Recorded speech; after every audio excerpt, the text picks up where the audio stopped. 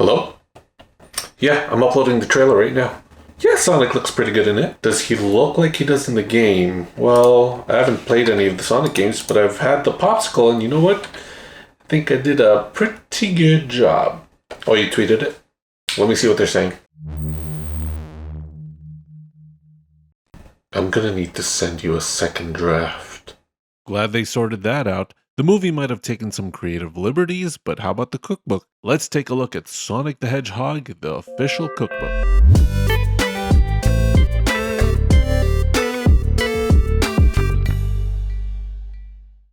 Sonic the Hedgehog, the official cookbook with recipes by Victoria Rosenthal and text by Ian Flynn, gets us dining and dashing with the blue blur himself with a collection of recipes and treats inspired by Sonic and Friends. Now, I was a Nintendo kid growing up, so I haven't played a lot of Sonic, but from the little I played, I never thought of the games as being food heavy in content, so when I heard about the cookbook, I was immediately intrigued and knew I had to check it out. The cookbook and all of the recipes are told from the perspective of the colorful cast of characters from the game, so expect plenty of Sonic, Tails, Knuckles, Shadow, and Eggman, but even minor characters get referenced as well.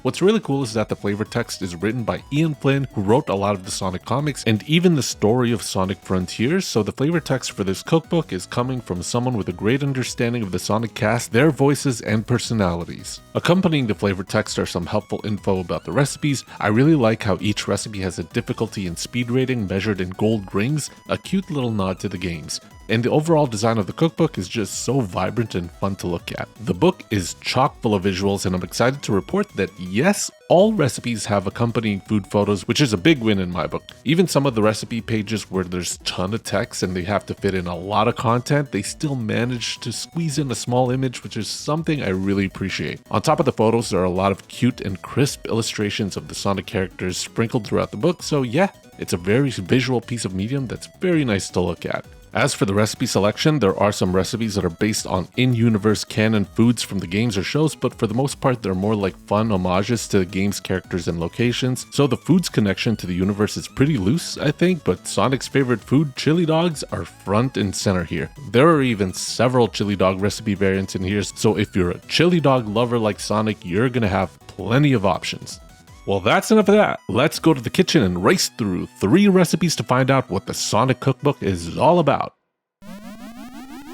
Okay, I may not have edited the Sonic trailer, but I do a lot of editing. But to make editing less boring, I usually edit on my right monitor and I have Netflix playing on my left monitor. And you best believe I've gone through so many shows and movies already. One Piece binged, Chef's Table binged, The Office binged. To you guys in the US, bet you can't get The Office on Netflix, can you? Well, actually, you can with Surfshark VPN. Surfshark VPN allows you to watch even more movies and shows with the same Netflix login by giving you access to content available in other regions. If I want to rewatch Lord of the Rings for the millionth time, I can turn Surfshark to Australia to access their Netflix. If I ever decide to finish Adventure Time, I can turn Surfshark to France. And for sure I'm going to be binging Attack on Titan, so for sure I'm going to be turning Surfshark to Japan.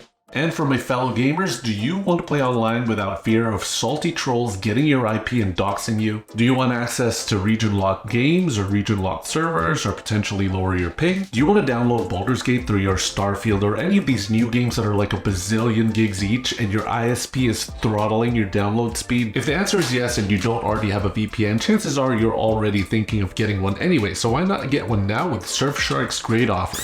If you purchase a 24-month VPN plan, you get up to 6 extra months for free using my promo code MisoHungrie, MisoHungrie.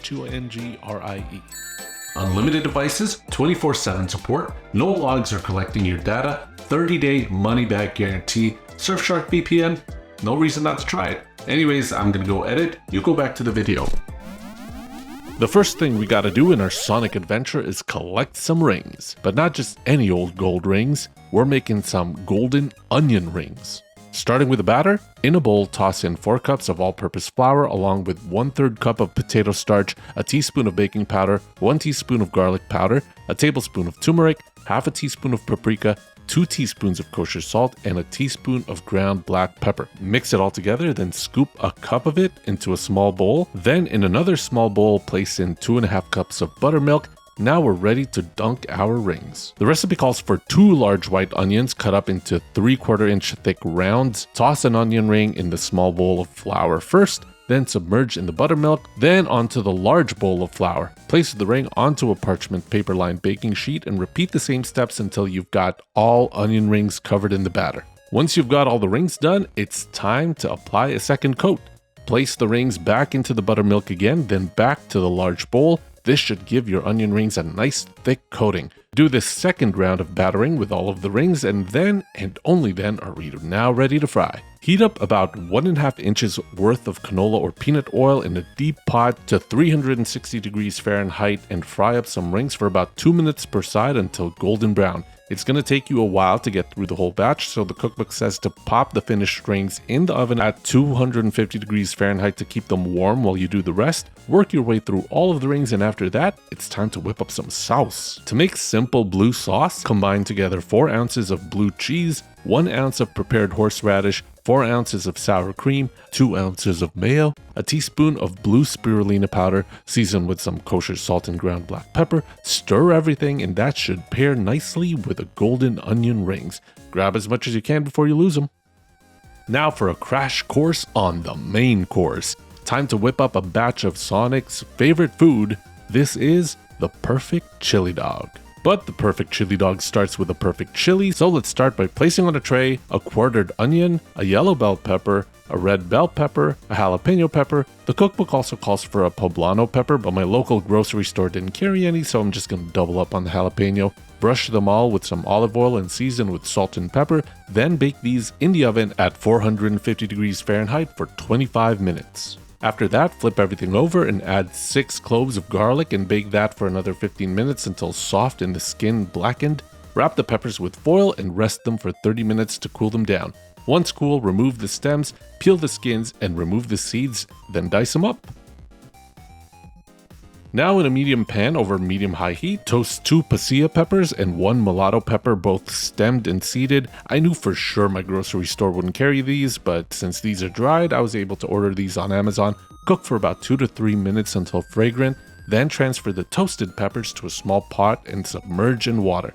Turn this to high heat, and once simmering, cover and remove from the heat and set for 10 minutes. Once 10 minutes has passed, remove the peppers from the water and place them in a blender. Add 6 ounces of tomato paste and half a 28-ounce can of diced tomatoes and blend everything until smooth.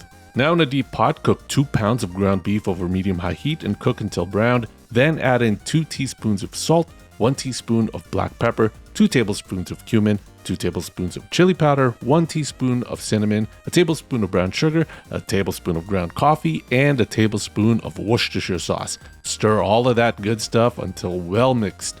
Never had coffee in my chili before, but I like the idea. Lastly, add in the roasted veg along with a 15-ounce can of red kidney beans, the other half of the canned diced tomatoes, and the blended peppers. Bring to a simmer, then add in 2 bay leaves. Cover it all up and cook on low heat for 4 hours, stirring every once in a while to prevent burning. That's going to take a while, but once that's done, we got to work on the dogs. Boil some water in a pot and cook some hot dogs for 3 to 5 minutes to warm them up. Then place some buns on a wire rack on top of that and let the bread steam for 30 seconds. Now place the hot dog in the bun, top with chili, then mustard and cheddar cheese. The cookbook suggests to mix and match the toppings to your liking, and there it is. The perfect chili dog according to Sonic. That chili cooked low and slow, but I got a feeling I'll be gobbling these up mighty fast. And for dessert, since Sonic is a ringaholic, we might as well make more rings. This time, donut rings. We're gonna make 7 rings in hand. First step is we gotta heat up a cup of milk with 1/3 cup of unsalted butter in a small saucepan on medium heat. Once the butter has melted, remove from the heat and cool it down to 100 to 110 degrees Fahrenheit. Once cool, add in 2 1/4 teaspoon of active dry yeast and let this rest for 5 minutes to get it to bubble up. Now to prep our dry ingredients, mix together 3 cups of all-purpose flour, 1 cup of bread flour, 1/4 cup of sugar, a teaspoon of cinnamon, half a teaspoon of nutmeg, and a teaspoon of salt. Pour half of this mix in a mixer and add in the yeast mix and combine everything with a dough hook until lightly combined. Then add in 2 eggs and a teaspoon of vanilla paste, and then you're going to add in the rest of the dry ingredients and mix for about 5 to 10 minutes until smooth. Ball it up and place on a lightly oiled large bowl and cover. Wait for about 2 hours for it to double in size. After a couple of hours, place the dough on a floured surface and roll it up until it's about a ½ inch thick. Then using a 3½ inch circular cutter, start cutting some circles in the dough and use a small round cutter to make the holes in the middle. The centers can be used as donut holes, or you can just reform all of the excess dough and create more donuts, which is what I did. Cover up the donuts with a damp towel and let them rest again for another 30 minutes. Frying time. Heat up 2 inches of canola or peanut oil over medium heat, and once it reaches 350 degrees Fahrenheit, place in 4 donuts and fry these for 1 to 2 minutes. Flip, then cook for another minute. Remove the donuts from the pot and dry them on a paper towel-lined plate and work on the rest of the donuts. After that, we work on the icing. The cookbook features 4 different types of icing for this recipe. The first one is the blue white chocolate frosting, which starts with heating up a 1/4 cup of unsalted butter and a tablespoon of milk in a small saucepan over medium heat. Once the butter is melted, turn the heat off and add in 4 ounces of white chocolate and ½ a teaspoon of vanilla paste. When the chocolate is melted, add in ½ a teaspoon of blue spirulina powder and 1 cup of icing sugar and mix everything well. Dip the donut in, and that is a beautiful Sonic blue treat. Now for the chocolate frosting, we do the butter and milk thing again, but this time we stir in dark chocolate instead. Dip in the donut and come on, who doesn't like this chocolatey classic? But how about something a bit more sophisticated with a matcha frosting? For this one, just mix together a 1/4 cup of melted butter with 4 ounces of cream cheese, ½ a teaspoon of salt, and 1 tablespoon of matcha powder. Add in 2 cups of icing sugar, but add them ½ a cup at a time and stop when you're happy with the sweetness. Get your green on your dough and set aside. Lastly, for the strawberry glaze, mix a 1/4 cup of melted butter with 5 strawberries that have been pureed, 3 tablespoons of milk, and 2 cups of icing sugar. Dip the donut in, and with all of these donuts, you should have 7 rings in hand. Or actually, quite a bit more than 7, but I'm not complaining. Finally, let's get to munchin'. Look at this glorious pile of rings. Isn't it beautiful? Let's bite into these, and yeah, that's nice. Solid, crispy, crunchy crust and beautifully seasoned with the sweetness of the onion coming through front and center. Double battering is definitely worth the effort and makes for a kick-ass mouthfeel. Let's try it with the blue cheese sauce. Yeah, the sauce is pretty good, with the blue cheese that's pungently delightful and that kick from the horseradish. I like the sauce, but to be honest, I always prefer my onion rings and fries with regular old ketchup, so I still prefer that, but this is a nice change of pace. Plus, it's blue.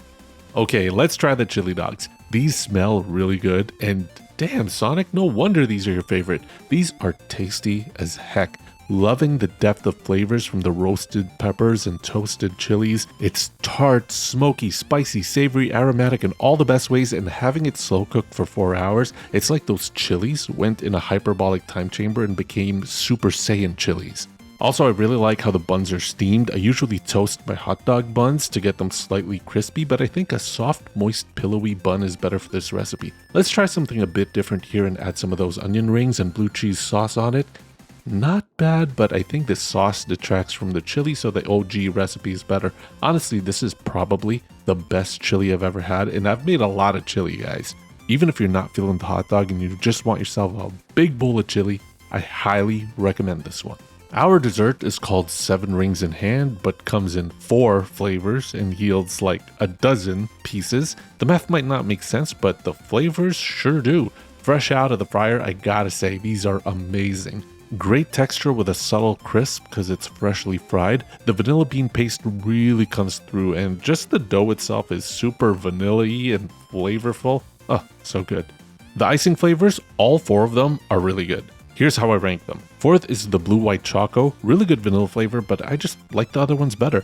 3rd is the chocolate, such a classic taste. 2nd is the strawberry. I think I got really lucky and I just bought some really tasty berries. And 1st is the matcha, with that slightly bitter, slightly salty contrast, but really, they're all pretty great.